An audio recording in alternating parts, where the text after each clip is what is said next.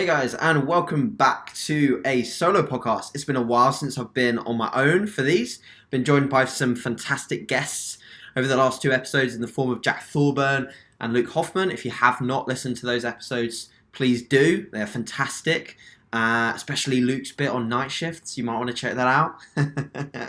So yeah, guys, welcome back, and I'm going to roll through some Instagram questions. As always, I may keep this one a little shorter, just because it is approaching 9 p.m. I have the blue light blockers on.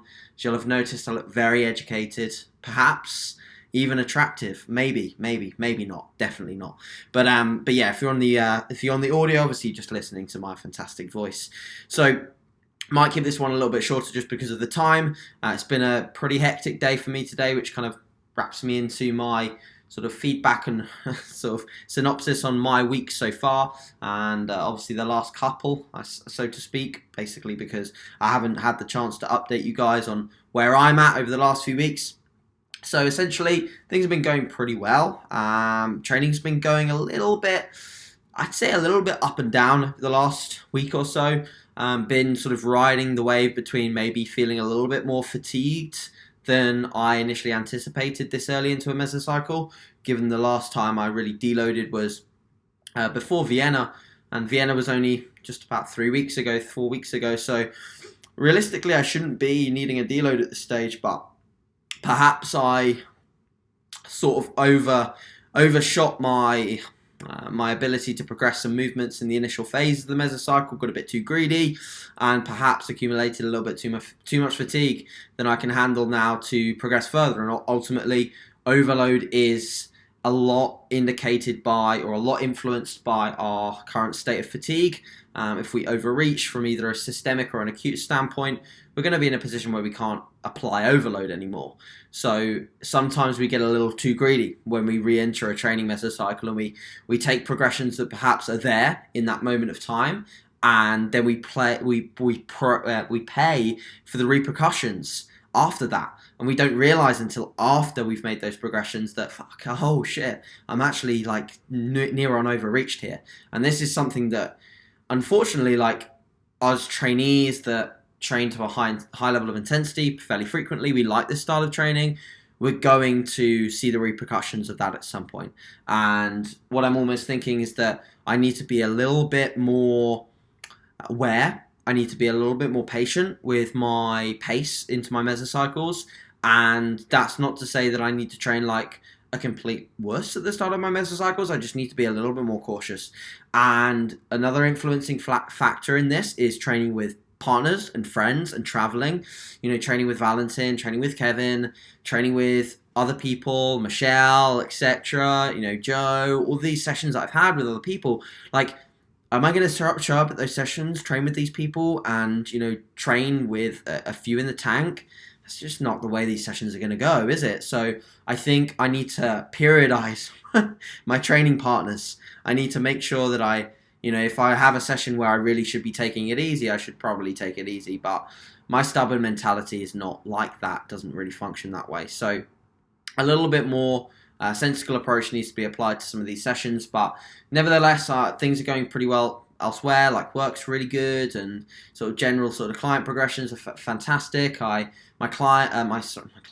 laptop gave up on me today, so I had to buy a new laptop today and a new MacBook Pro. So I had my previous MacBook Pro for about 5 years, so it lasted me a long time, I think, for a MacBook, and it just had the white screen of death, as they call it, and it wouldn't reboot. Apple said that to fix it would be the motherboard, whatever the motherboard is, just like a £600 fix, which could be done cheaper privately, of course. But at that point, if I'm going to spend anywhere between £400 and £600 on an already 5-year-old laptop, I'm just like, nah. From a logistical perspective, let's just get a new one. And so, yeah, here is a new laptop. So I actually think I've now discovered how decent my mic is, because my previous speakers on my previous MacBook, didn't ever display how good the audio was off this mic. So it probably won't change anything for you guys, but for me, when I listen to like YouTube videos, the speakers on this MacBook Pro are far better than my last ones. Maybe I just had like bits of oats stuck in my previous MacBook. Probably did. So Hope all you guys are good. Thanks very much for listening as always, and let's sort of crack into some questions. So first one is from Coco Fit, and he asks how to overcome the fear of fat gain when bulking. So I've also answered this one in one context before, and that's more so for competitive athletes. So Coco, I'm not sure if you compete, and sorry if I'm butchering your name. I'm not sure if it's Coco, but I know it's Coco on Instagram. So with regards to just generic muscle gain, so perhaps you're not wanting to compete, overcoming the fear of fat gain is again very similar to the approach for competitors. However, I know that I can get in condition. That's the reason why I gave in the last time I answered this question. So the reason I'm going to give now is that you need to focus on all the shit that's going to be great. It's going to be amazing that gaining some fat is going to give you. So gaining some fat for you might give you new PBs in the gym. It might give you a stronger deadlift. It might fill out some clothing, and people might start commenting on how big you're looking because you're filling out some hoodies or some jumpers or some leggings or whatever. And all of these positive attributes that come with gaining a little bit of fat is what you need to focus on. Far too many people focus on all the negative crap that comes with fat gain. They think, I look crap, I feel sluggish, I can't eat the food. And how do you think you're going to get through life when all you do is focus on the negatives? How the hell do you think you're going to achieve anything positive within that window of time? The fact is you're not.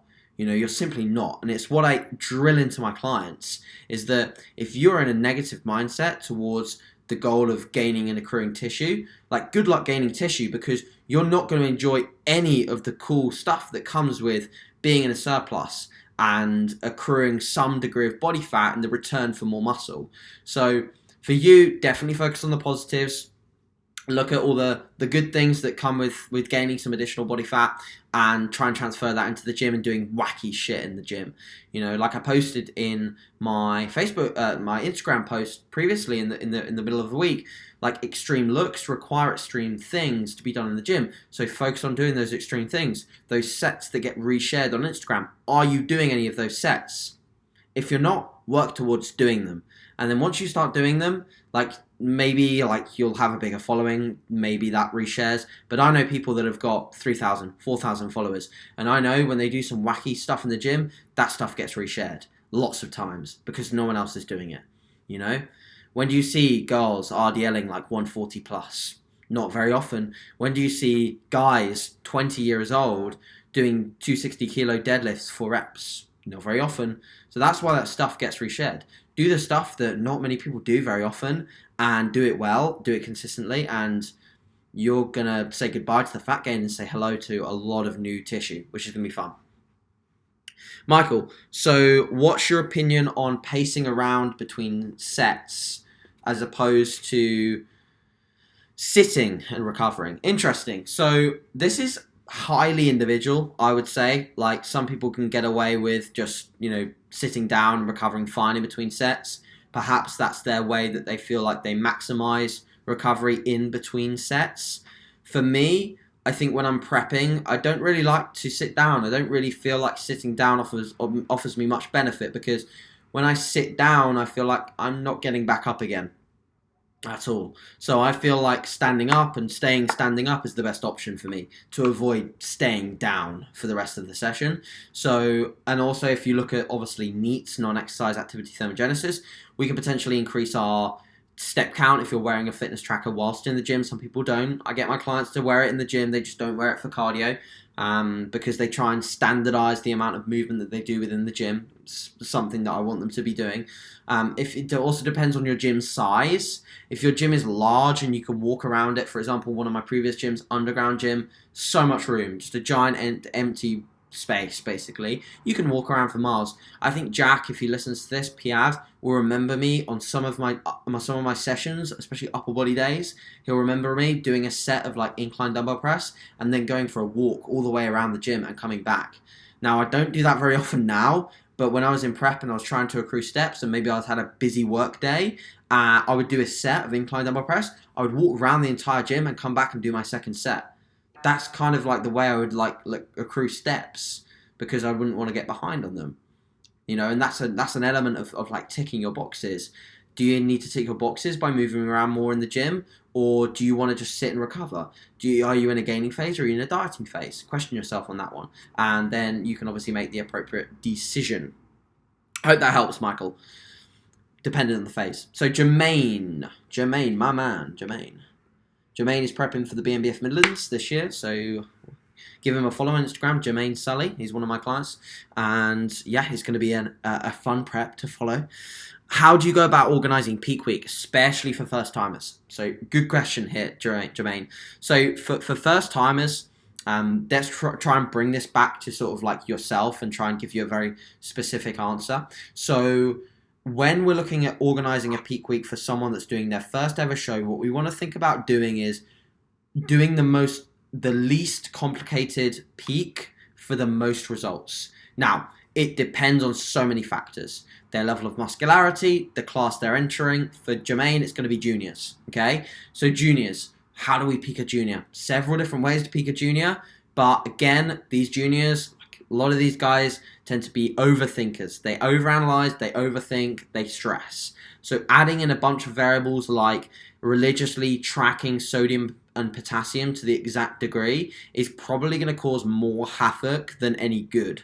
So for a peak, for a junior, what I would most likely do is keep it pretty damn simple. So I'd aim to have them pretty much ready coming into the show at 2 weeks out, and then I'd be tapering up their carbs nice and steadily. So a great example of this is my client Aidan Scanlon. I had him ready for one of his shows like a good 2 to 3 weeks before, and we just basically reversed him the whole way into the show. So it was a continual reverse pyramid of calories and mainly carbohydrates, keeping fats and proteins static, because the reality of changing those variables at that time is really not going to make any difference. I mean, some people think that fats can hold a look. Whilst I think that does hold some truth in the sense that fats obviously blunt digestion and perhaps they may hold a look, or they may even improve some people's looks, especially if we play around with dropping carbohydrates and increasing fats. We may get a slightly drier yet fuller look, but again, this is something more complex that you'd have had practice with before the show. And the reality of getting someone to be able to practice these things and get them right every damn time, or at least once, so we know that we'll just repeat the process again, is slim. The only client I've ever been able to like do a really perfect advanced peak was Andrew Rogers in 2017. Yeah, 2017, early 2017, Body Power BNBF. We did a rapid backload and we nailed that because we tried it and we nailed it the first time with the trial and we did it again. So we did a deplete and we did a rapid backload. That is 1 day of loading and he looked immense. He looked ridiculous, and it's something I really want to try with a few more of my clients. Once we nail it and get like things pretty much picture perfect, it works super well. You know, you get that super compensation effect on that rapid backload day. Of course, if they can manage digestion, they don't get any bloat or distension, it works amazingly well. I think you can create a really individual look, like a very hard yet dry look. So yeah, and then obviously there's approaches like Dr. Scott's approach where you'll have and obviously, like some of this may not be absolutely perfect because I don't know his approach off by heart, but I believe his approach is actually he'll play about with the fat loading approach. So he will do the baseline days where you bring fats up and carbs down, or even zero carb days after some load days. Those days are like to sort of dry out and harden out that look. And then if you need a top on carbohydrates, you'll have it. But it's mainly, you know, you load and then you hold and do the baseline days with the no carb days, the higher fats. And obviously that can work fantastically as well, provided you really know and you nail your electrolyte balance. Because playing about with carbohydrates and not understanding your electrolyte balance with potassium and sodium, you can go into some big shit there with regards to your look. And I've done that again with clients that we haven't quite nailed their electrolyte balance. James Hilton last year, we really fucked up his electrolyte balance at one show, and for, you know, partly my fault, maybe partly his, both ends, communication issues, but both ends, not just me, not just him, and we fucked up his look for one of the shows and we couldn't quite get it back after that, and that was it, you know. So electrolyte balance is pretty key. So yeah, we're considering carbohydrates. We're considering getting someone ready as early as possible, making it as simple as possible for most people, especially first timers. If we can, we'll practice with refeeds or high days to see how the body responds to a higher carbohydrate, lower fat day, and then we'll just rock into the show and appreciate that the look is the best we can do at the time. If we had an amazing prep, got ready super soon, we trialed something, amazing. If we have plenty of trial runs, amazing. That would just be incredible, but the chances of that are fairly low. So, next question is from Ratish. How do you recommend a lifter to learn how to perform sets with accuracy and maximum tension? Time. Time is like your greatest asset when it comes to these things. Now, what you've got to do is not get carried away with the idea of intensity before you've mastered accuracy and keeping tension with accuracy.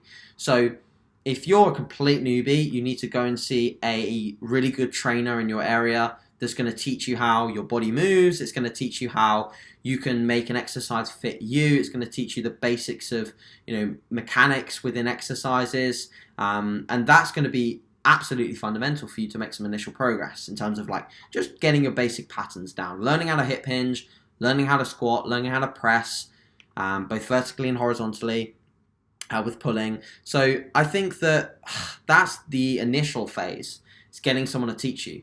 Then it's a case of having great like proprioception and understanding like mind muscle connection and understanding which movements are feeling good for you. And then if you find movements that are great for you, then you find movements that don't cause you pain, and you keep doing them on a consistent basis every week, and you don't rotate them. You don't start chucking them out just because you've had 1 week of not making superb progress on them. You just stick with them and stick with them and stick with them. Then you'll find that you'll get to the point of max accuracy and maximum tension with like no real issues. I think you'll be there in no time. So time is your greatest asset, but just be super consistent with your exercise selection, and then maybe get someone initially to help you out with some basic movement profiling and basically getting your initial things patterned. Alex, so your question is on when should we and how should we increase the cost of online coaching? So when is pretty much when you've initially got, so for example, you start off your coaching prices at like say £50 per month. When you've got initially like maybe 5 to 10 clients on that amount, I would say that that's an absolutely appropriate time to start increasing prices. So then you go to maybe £100 per month, and then £100 a month you maybe get up to the 20 mark. So once you start, every increase you do, maybe you get 10 more clients and you're up to that next threshold, then you raise your prices again. And every time you raise your prices, there should be a reason why. So there should be a course you've gone to and you've learnt from. There should be something that you've paid for within the business that's going to make your service better. There should be, like exercise videos. There should be video feedback for everyone. There should be WhatsApp contact for everyone. There should be new tracking sheets. There should be new informative sheets, new informative posts, new videos for them. There should be something extra that comes with the increase in price. Because, so let's say you're a gym and the gym emails you and says, okay, Alex, for this month, you're going to be paying £10 more for your membership. And you're like, what the fuck? Why the hell am I paying £10 more? And then you read the rest of the email and it says, but we've invested in a Cybex hack squat, Cybex leg press, a Nautilus explode chest press, a Nautilus explode pull down. And you're like, holy shit, I'd want to pay £50 more. So that's the kind of thing that you need to entice your current existing clients if you want to raise them as well. Personally, I have a few clients that have remained on the baseline price that I set first time I ever coached them, and that's fine. I have no issues with that because they've been a long-serving client. The minute they leave me and they don't come back for a long period of time, they'll come back at the new price. That's the way it works. And that's what people need to appreciate. And anyone coming on board that is new and doesn't accept the new prices, you need to just be aware that, okay, cool, like I've got 25 clients, I'm living perfectly fine. That could be your situation. Now when my prices are the highest they've ever been, I'm comfortable saying that because I know the service is good. I know I'm consistently developing my education. I'm investing in courses. I'm doing these podcasts with very educated people. I'm learning myself, and I'm constantly reading, constantly listening to podcasts, and I'm constantly upping my game. So if you're upping your game, you should have no reason or no reason to worry with upping your prices. Your service deserves a cost, and a high one, pretty much. It always does. So it's not an easy job. There's harder jobs for sure, but it's not an easy job, and it's a demanding one, and it takes a lot of your time, and you got to be serious with the costs that you do for that. All right, so Caitlin, I hope you're doing well. I hope you're chasing that 140 kilo RDL. That is yours very soon. So what have you learned from coaching last year that you are going to implement? So last year was a big year for me in terms of coaching. I had 4 of the 5 junior athletes in the British final with the BNBF, and that was a very, very successful year for me. So lots of really good things came out of it, and lots of lessons learned. So my lesson learned is that when someone comes to me and they don't have enough time, no matter what, I am not taking them on. And what happened last year was not greed. What happened last year was not like, oh, I want more money, give me more clients. It was not that at all. What it was I love coaching. I fucking love coaching. And I absolutely love junior bodybuilding. Like, if a junior bodybuilder contacts me and I'm like, I can kind of maybe get you ready, but you're so on the edge. I am like, yes, I will still take you on. And that's sometimes a really bad idea, because if they're not going to be ready, you just need to be honest. Like, you just need to say, no, not this year. Like, next year would be good, but not this year, because you haven't got enough time. And the issue is, took on quite a few of those people that didn't have enough time.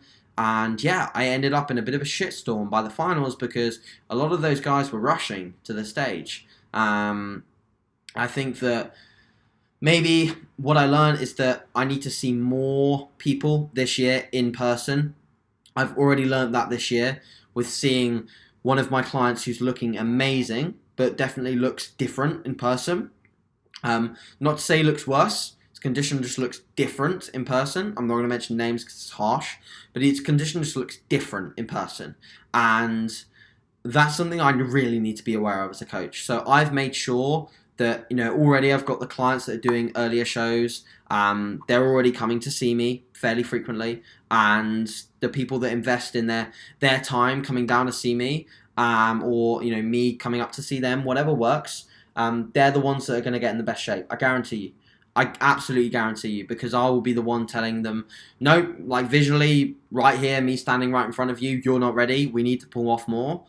That's going to be the calling card for them getting in condition. So seeing clients in person. So if you're going to coach in the future, Caitlin, you need to see people in person, like all the time. Really be vigilant with that. See them in person, get them in front of you, get them like in their posing suit, in their figure suit, whatever, in their board shorts, whatever they're wearing on stage, get them in it visually in fairly average lighting. And when they're ready in that lighting, they're good to go. But until they're ready in that lighting, they're not good to go, and that's it. And other than that, I learned that, my passion for coaching is just exponential. I will do a lot for my clients, and I will stay up until super late in the night if I have to get my work done with client work. And I can remember coming back from trips and just like, I think I came back from a Scotland trip for the UKDFBA. I think I was up until like 3 a.m. doing client feedbacks. And I've done that quite a few times. And I was talking to Valentin over the weekend about, late night working and like, what we have to do sometimes just to get the job done. And, sometimes it does lead into our optimality as coaches. But at the moment, I wouldn't change that for the world because I love it. It's like living a high life for a little bit. This is something that I enjoy. So I'm kind of happy to sort of put aside some of my own optimality for a little bit. I'm saying yes to being a really busy and good coach, and I'm saying no sometimes to the optimal night of sleep. But trust me when I say 9 out of 10 times, I am getting really good quality night's sleep. I'm going to bed at like 10:30. Hence why I'm going to cut this podcast a little shorter. Because that's me. That's my progress. That's also my business, and my respect revolves a lot around me and what I represent and how I do. So I can't put that aside totally. And that's something that, again, I learned last year, is that I can't put myself fully on the back burner for something that I love as much as coaching. So yeah, that's what I like. I hope that makes sense. I hope that helps some people. It's a really good question, by the way. I'm going to go on to the next question, which is alternatives for the RDL or any deadlift variation to build the hamstrings. So this is an interesting question in the sense that there is a lot of alternatives to build the hamstrings that aren't just within the RDL or a deadlift variation. You know, you have a seated hamstring curl, you have a lying hamstring curl, both machine based. You have a lying dumbbell hamstring curl. You have good mornings. Like, there's so many things that are going to build the hamstrings. It's about finding something that you can successfully overload. So before 2016, I hadn't really done RDLs in a program pretty heavy. I'd just done deadlifts and then lying leg curls as accessories. I'd never really got strong at an RDL, dumbbell or barbell. And I think that if I was to attribute some of the most tissue that I've ever gained on my hamstrings, it would be from the RDL, both barbell and dumbbell, and getting really strong at a good full range of motion on those. It is a very difficult move that people tend to back out of. So if you're backing out of it, Pablo, for the reason that it's difficult, then reassess immediately. But if you're backing out of it because of like lower back injuries or some sort of niggle that you've got currently, then of course, don't do it. Like, I'm not telling you to do something that will get you hurt, but I'm also telling you to, remind yourself, what is the goal? Like, is the goal to do the hard stuff and therefore build maximal tissue? Or is the goal to sort of just like, go in and do the relatively easy stuff and come away with the outcome of, good level of tissue accrual, but maybe not the best? So for you, if you cannot do the RDL, my preference would be high repetition, seated or lying hamstring curls. My also preference would be seated, just because I love the way that it locks the hips in place. I find a lot of people have the issues with lying hamstring curls and the hips just leaving the pad all the time. Therefore, we're just using more of our lower back, our erectors, to dominate the movement, and then people take over with their glutes and end up just hip extending the pad, which is like basically, so their hips rise and then they hip extend the pad to get it through, and that's no good. Like, so just pick a movement that's going to suit you and you can get on with well, and rinse that movement for all it's worth. And then if you can do the RDL and for no injury reason, then do it. Definitely do it. So, okay, Joshua, you ask about setting up online clients and how do we do that process. So I'm just going to make a note of that question. So in terms of setting up online clients, I have the initial process of the application. So the application is fairly in-depth. It's a PDF document. They fill that in as much detail as possible. Some people go into crazy detail. Like, I've had 15-page applications before, and that's great. That's so much information, and they've attached like previous coaching sheets and previous training programs, previous nutrition. Amazing. So much information. So I've gathered the initial information. From that point, we either do two options. So I either do an application response video. So I wrap up their application, and I give them the next steps. So that video will be anywhere between 10 and 15 minutes. I record that video with an app you call Screencast. So I'm pretty sure it's just for Mac, but you can get a bunch of different screen recording softwares online. Just search for a screen recording software. Record your screen, obviously show your face, say hi to the client, introduce yourself. They probably already know you super well, but introduce yourself, talk through how you're going to work together. Give them some like plans that you've got in your head, so you know that you're giving them direction. which is great. That's what they need. That's what they've come for, is direction. And then show them your coaching sheets a little bit, show them how you're going to set up their nutrition just a little bit, and then obviously at the end, discuss the price, how they're going to move forwards from there. And that's pretty much how I work with most of my clients at the moment. And then sometimes I'll have a consultation call, especially with clients that, want a consultation call and they want to chat with me. That's fine. Like for example, one of my most recent clients that I set up, we did the application response process, and then I was like, do you want to chat? And she was like, yeah, want to chat. So we had like an hour phone call, just talked about like her past, what she was going through with regards to nutrition and training, and it was great. And that gave me a lot of information on her and her background. That's awesome. And sometimes we do that, but not all the time. So yeah, that's the sort of the step-by-step process in terms of taking them on board. And then in terms of the software that I use to then sort of get going with their programming. So I use Google Sheets for everything. I think the online hub of Google Sheets is just unbeatable in terms of the sense that you can have everything in one place. So I use both Google Sheets and Google Photos. So Google Photos allows the client's photos to be all stored in one place. It's a fantastic piece of software, and I love that. I'm going to be doing a member site video on it soon in terms of how to collect client photos. And I then obviously have all their trackers online using Google Sheets. They have the link to their Google Sheets. They have the link to their Google Photos. If they have a Google Photos for like any sort of other biofeedback like sleep or HRV or something like that, they have another Google Photos album for all of the biofeedback. And then that's all sent across to them with a walkthrough video. Walkthrough video, again, screencast.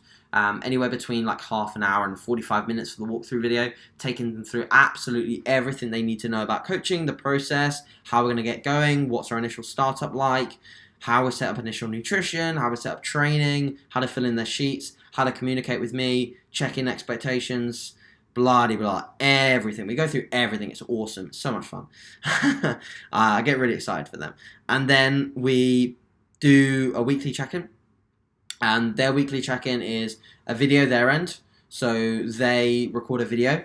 They wrap up their week using some questions that I've given them to answer, specific ones that I want some data on. And then they record that. They send it across via either WhatsApp or even most people email if they do a video. Some people send it across on WhatsApp, which is my main communication tool for some clients. And then I watch the video. I make some notes. I gather up the details for the week. I have an idea in my head as to where we're going to be heading, and then I give them a video response back. Their video response, again, anywhere between 5 and 15 minutes, and then they have their sort of details for the rest of the week in terms of how they're going to be moving forwards, what we're going to look for in the next week in terms of goals and changes, how they're getting on so far, obviously continually reviewing their process, making sure that everything's going perfectly, and then we just progress into the next week, and it's pretty much as simple as that. So that is a very short synopsis of my client process. So I hope that's answered your question, Josh. I'm sure it has. And yeah, I think that's pretty much it there. So Simon, I'm going to take your question as the last question of this podcast. So it's signs of overtraining. So this is a good question because there's going to be a lot of people that are listening to this podcast that probably have come into these issues and perhaps haven't taken the action that they should when they're starting to get overreached. So overreaching signs and symptoms are very individual. Okay, so some people will have certain symptoms at certain points. They will know and understand them and they'll know how to pull back. Some people will take longer to see certain symptoms that other people see sooner. So for me, my first symptom of overreaching is a slight drop in sleep quality.